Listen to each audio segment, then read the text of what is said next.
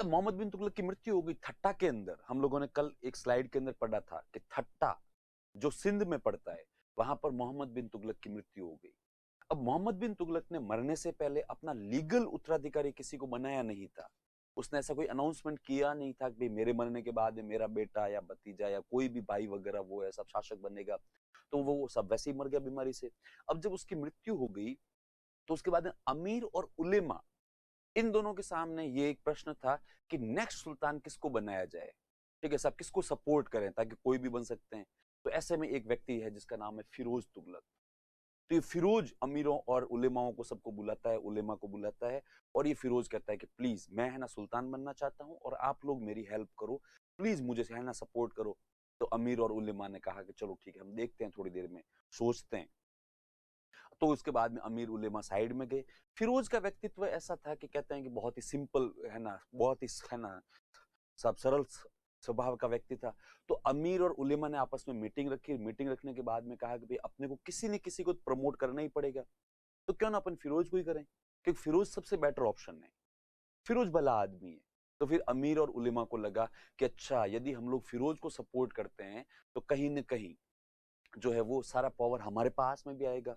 इस बात पर अमीर उलेमा जो है वो इस बात से राजी हो गए। उन्होंने जाके फिरोज को कहा कि बिल्कुल तुझे है ना हमारा वो है ना पूरा पूरा समर्थन प्राप्त है, लेकिन एक बात बता बदले में हमें मिलेगा क्या। फिरोज ने कहा एक बार सपोर्ट तो करो, सुल्तान तो बनने दो। सुल्तान बनने के बाद में मैं तुम लोगों को इतने फायदे करवाऊंगा जितना तुम लोगों ने अभी तक सोचा भी नहीं। ठीक है ना, चिंता मत करो तुम लोग। तो अमीर और उलेमा ने इस बात पे भरोसा किया और कहा कि चलो ठीक है। तो सब ये अमीर और उलेमा की सहायता से जो है वो सब है ना सुल्तान बना। फिरोज मोहम्मद बिन तुगलक का चचेरा भाई था। ठीक है, और ये उसका लीगल उत्तराधिकारी भी नहीं था, लेकिन फिर भी अमीर और उलेमा ने चूंकि उसको सपोर्ट किया तो वो बन भी गया। तो इसके सुल्तान बनते ही उलेमा ने कहा सबसे पहले कि भाई अब तू बता हमारे लिए क्या क्या करेगा। तो फिर इसने कहा कि आप देखो तो सही, मैं आप लोगों की और जितने भी इस्लाम के अंदर धार्मिक संस्थाएं हैं उनको इतने गिफ्ट इतने दान दूंगा जिसकी कोई हद ही नहीं है। तो सब उलेमा इस बात पे राजी हो गए। उलेमा को एक्चुअली मतलब ऐसा लगा कि सब उनका ही शासन आ गया है। तो उलेमा इसके फिरोज तुगलक के शासन काल में अपने आप को इतना शक्तिशाली समझते थे कि हर कोई छोटा मोटा जो भी कोई भी व्यक्ति होता था वो भी अच्छे अच्छे लोगों को यूं सब है ना सब कारण बताओ नोटिस लिखता था कि हाँ ना तेरी इतनी सब हिम्मत कैसे हुई। तो फिरोज के शासन काल में उलेमा और अमीरों के बीच में भी मतभेद हो गए थे। क्यों? क्योंकि उलेमा अपने आप को शक्तिशाली मानते थे। उलेमा को मतलब देखो उलेमा का मतलब अब तक तो आप लोग समझ ही गए होंगे, धार्मिक गुरु। ठीक है, तो उलेमा को लगता था कि हमारा ही शासन है। तो सब उलेमा हर किसी अधिकारी को कभी भी कहीं पर भी रोक के कहे कि एक बात बता ये तूने ऐसा ऐसा किया क्यों। तो वो अधिकारी सब अब जो अमीर होते थे या अधिकारी होते थे उनका भी ईगो हर्ट होता था। उनको लगता था यार कि मतलब छोटा मोटा उलेमा है यार, और मतलब मुझे यूं मतलब है ना धमका रहा है। ये बिल्कुल आप एग्जाम्पल के तौर पे मान लो कि सब आज की तारीख के अंदर कोई छोटे मोटे मस्जिद का मौलवी या मंदिर का पुजारी जाके सीधा का सीधा मतलब है ना कलेक्टर जो होता है आईएएस होता है उसको कहे कि तेरी हिम्मत कैसे होगी ऐसे ऐसे करने की। तो सब ईगो हर्ट तो होता है।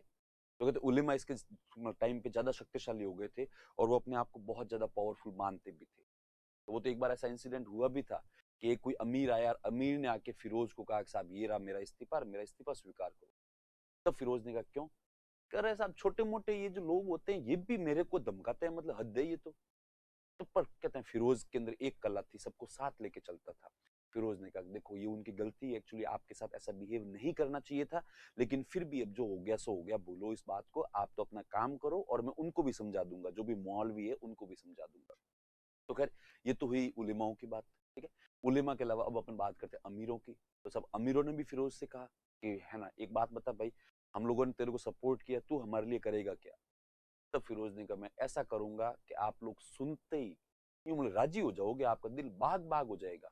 तो फिर कहा क्या कि अभी तक जो मतलब है ना इक्ता होती थी, इक्ता या अक्ता, मतलब सेवाओं के बदले में जो भूमि मिलती थी, ठीक है, उसको बोलते हैं इक्ता या अक्ता, जिसको आरम इल्तुतमिश ने किया था। कहा कि ये जो इक्ता या अक्ता होती है ये मैं आप लोगों के लिए वंशानुगत कर रहा हूं। अमीर इतना सुनते ही राजी हो गए। अमीरों ने कहा क्या बात कर रहा है। फिरोज ने कहा बिल्कुल, आप जहां के इक्तदार हो आपके मरने के बाद में आपका कोई न कोई बेटा वहां का इक्तादार बनेगा। मतलब आप डिसाइड करना है कि आपके अपने किस बेटे को इक्तादार बनाना है। तो ये भी एक प्रश्न है कि फिरोज ने इक्ता या अक्ता को जो है ऐसा वंशानुगत कर दिया था। और फिर है ना, फिरोज ने साथ ही साथ अमीरों को एहसास दिलाया कि भले आदमी कितना भी बड़ा हो जाए, महान हो जाए, ठीक है, या मतलब पैसे वाला हो जाए, पावरफुल हो जाए, उसको हमेशा एक चीज की सब है ना, एक बात की चिंता रहती है कि सब उसके बेटे का होगा क्या या फिर उसके बेटों का होगा क्या। तो फिर फिरोज ने कहा, लो देखो, मैंने आपकी सबसे बड़ी चिंता है, इसका सॉल्यूशन ढूंढ लिया। तो सब सारे सारे अमीर राजी हो गए। इसके अलावा उसने कहा कि और भी जितने भी महत्वपूर्ण महत्वपूर्ण पद है, उन सबको मैं है ना सब वो जो है ना वंशानुगत करता हूँ।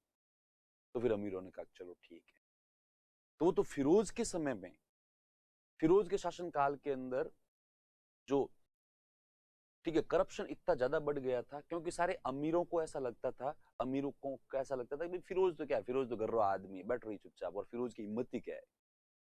तो है ना, करप्शन बहुत ज्यादा बढ़ गया था। तो वो तो एक है ना, एक कोई इतिहासकार है जिसका नाम है शम्स सिराज अफीफ। तो शम्स सिराज अफीफ अपनी पुस्तक के अंदर लिखता है, ठीक है, और वो कहता है कि फिरोज के शासनकाल के अंदर भ्रष्टाचार इतना बढ़ गया था जिसकी कोई हद ही नहीं थी। फिर वो उसके बाद में उसका खूब सारा वर्णन करता है, इतना सारा करप्शन था, ऐसे था, वैसे था, वैसे था। फाइनली है ना, सबसे लास्ट में वो जो लिखता है शम्स ए सिराज अफीफ अपनी पुस्तक के अंदर, कि मैं आप लोगों के सामने एक एग्जाम्पल देता हूँ, उससे आप लोगों को समझ में आएगा करप्शन कितना बढ़ गया था। तो ये एग्जाम्पल मैं नहीं दे रहा हूँ, ये एग्जाम्पल अफीफ खुद दे रहा है, मतलब अपने को। तो वो अफीफ कहता है कि एक बार एक किसी सैनिक को अपना घोड़ा पास करवाना था। तो वो गया डिपार्टमेंट के अंदर, डिपार्टमेंट में जाके उसने वहां पे कहा कि साहब मुझे मेरा घोड़ा पास करवाना है।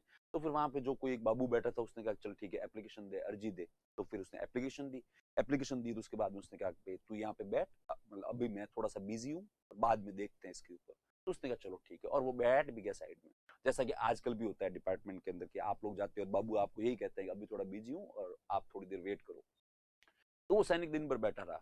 शाम के समय उस जो है सब है ना, बाबू ने उससे कहा बिल्कुल सामान्य तरीके से, भाई सॉरी यार, आज थोड़ा काम ज्यादा था, इसलिए नहीं हुआ, है ना, वो जो है ना कल देखते हैं इसके ऊपर। तो उसने कहा चलो ठीक है सर। नेक्स्ट डे वापस वो आया, सैनिक दिन भर वेट करता रहा, तब एप्लीकेशन पास हुई नहीं। तीसरे दिन, चौथे दिन, पांचवें दिन, छठे दिन, सातवें दिन, खूब दिन बीत गए। तो वो बाबू उसकी एप्लीकेशन पे काम करे ही नहीं। तो किसी पियोन ने आकर उसको, सैनिक को साइड में लिया और कहा कि भाई तेरे को घोड़ा पास, मतलब है ना, तेरे को वो जो मतलब है ना घोड़ा पास करवाना है ना। तब उस सैनिक ने कहा हाँ यार करवाना तो है, रोज ही आता हूँ और ये बाबूजी हमेशा ही मुझे बिठा के रखते हैं। तो फिर उसने कहा देख भाई, ऐसे नहीं चलेगा, इस फाइल के ऊपर जो एप्लीकेशन है इसके ऊपर वजन रखना पड़ेगा, अर्थात रिश्वत देनी पड़ेगी, तब जाके ये फाइल आगे बढ़ेगी। तो वो सैनिक ने कहा, अब वो सैनिक को ईमानदार था, उसने कहा किस बात की रिश्वत, ये भी सुल्तान के लिए कार्य करता है, मैं भी सुल्तान के लिए कार्य करता हूँ, एक ही डिपार्टमेंट के हम लोग, मान लो स्टाफ ही है, एक जैसे ही तो है। तो उसने कहा फिर तो तेरा घोड़ा पास हो ही गया, कोई आज और कोई काल हो। तो वो सैनिक ने वापस एक दो दिन वेट किया और वापस अब सब सैनिक और बाबू के बीच में थोड़ा वार्तालाप बढ़ गया। तो वो सैनिक गया बाबू के पास, मैंने कहा भाई तू यार क्यों मेरा घोड़ा पास नहीं कर रहा है। तब उस है ना बाबू ने कहा देख, मैं तेरे को इतने दिन बोलना चाहता नहीं था, पर अब मैं तेरे को साफ साफ कहूँ रही हूँ, छिट्टो छिट्टो खुला शब्दों में साफ साफ कह रहा हूँ कि एक चांदी का सिक्का दे, तब जाके तेरा घोड़ा पास होगा, पर तू है बेवकूफ यार। सैनिक ने कहा है ना, तेरी हिम्मत कैसे हो गई मुझे ऐसे बेवकूफ बोलने की। तो कहा मूर्ख आदमी, तूने देखा नहीं यहाँ पे इतने दिनों से कि लोग आ रहे हैं, तेरे बाद में आए हैं, एक नहीं कई आए हैं, और उनके सबके घोड़े पास हो गए फटाफट। क्यों? क्योंकि उन लोगों ने सबने जो है वो इस एप्लीकेशन के ऊपर वजन रखा था, एक चांदी का सिक्का रखा था। पर तू यार समझ नहीं रहा है, इसलिए मैंने तेरे को पहले पियोन से कहलवाया, पर अब मैं तुझे खुद कह रहा हूं, अब बोले तेरे को अच्छा लगे बोले बुरा लगे, बात यही है। तो वो सैनिक भड़क गया, सैनिक ने भड़क के कहा ये क्या तरीका होता है, तेरी मैं शिकायत करूंगा ऊपर।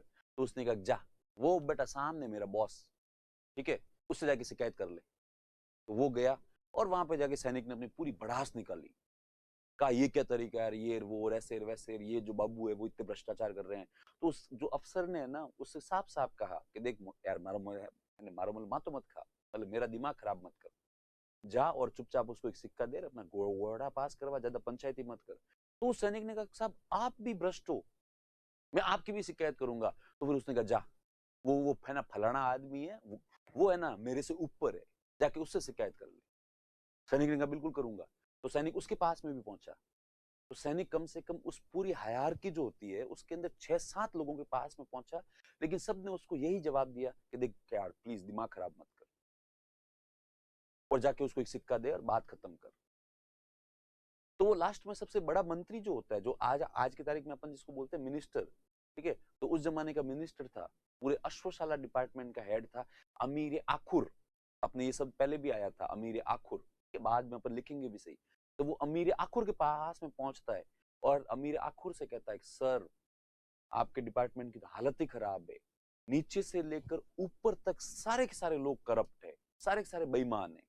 तो अमीर आखिर ने उसकी बात सुनी और अमीर आखिर ने भी उसको यही वाला जवाब दिया, जो जवाब उसने अब तक कई लोगों के मुंह से सुना था कि प्लीज दिमाग खराब मत कर, ज्यादा पंचायती मत कर, और जाके एक चांदी का सिक्का दे और अपना घोड़ा फ्री करवा, पास करवा। तो कि साहब आप भी भ्रष्ट हो। उसने कहा देख ज्यादा पंचायती मत कर, जा यहाँ से। तो वो सैनिक उसके बाद में सीधा फिरोज के पास में पहुंचा जुगाड़ करके। तो वो फिरोज बैठा था, तो उसने जाके फिरोज को अभिवादन किया, अभिवादन करके फिरोज ने कहा हाँ भाई बोल क्या बात है। तो फिर सैनिक ने अपना इंट्रो दिया कि साहब मैं ये फलाना फलाना आदमी हूँ और ये ऐसा ऐसा इंसिडेंट हुआ, और उसने पूरा घटनाक्रम बताया।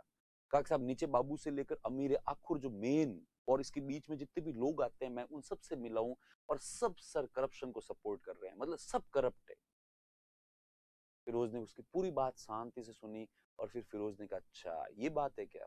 तो फिर फिरोज ने कहा यार ये स्थिति तो बुरी है, वैसे तो गलत ही है, पर तू वैसे एक बात बता, वो एक्चुअली वो जो बाबू है वो मांग क्या रहा है।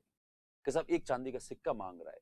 तो फिरोज ने लिटरली अपनी जेब में हाथ डाला, या जो भी उसके पास में पॉकेट होगा उसमें हाथ डाला, और हाथ डाल के एक चांदी का सिक्का निकाला और उस सैनिक के हाथ में दिया कि देख ये सिक्का जाके उस बाबू को दे दे और अपना घोड़ा पास करवा। तो वो सैनिक का साहब मतलब हद है।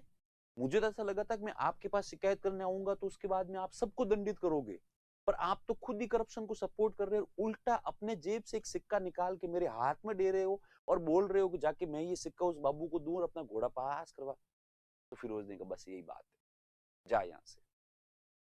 तो कि सर आप सुल्तान हो, आप ऐसा कैसे कर सकते हो। फिरोज ने कहा तू समझता नहीं यार, तू मतलब है ना, अब तेरे को नॉलेज तो है नहीं, अब तू पंचायतियां कर रहा है दुनिया भर की। तो वो सैनिक ने कहा मतलब कि तू खुद अपने मुंह से बोल रहा है कि सबसे नीचे लेवल का जो बाबू होता है उससे लेकर अमीरों तक मंत्रियों तक सारे के सारे लोग करप्ट है, मतलब पूरा सिस्टम करप्ट है। सैनिक ने कहा एग्जैक्टली बिल्कुल यही बात है कि सब पूरा सिस्टम ही करप्ट है। तो फिर फिरोज ने कहा वही तो, कि पूरा सिस्टम ही करप्ट है।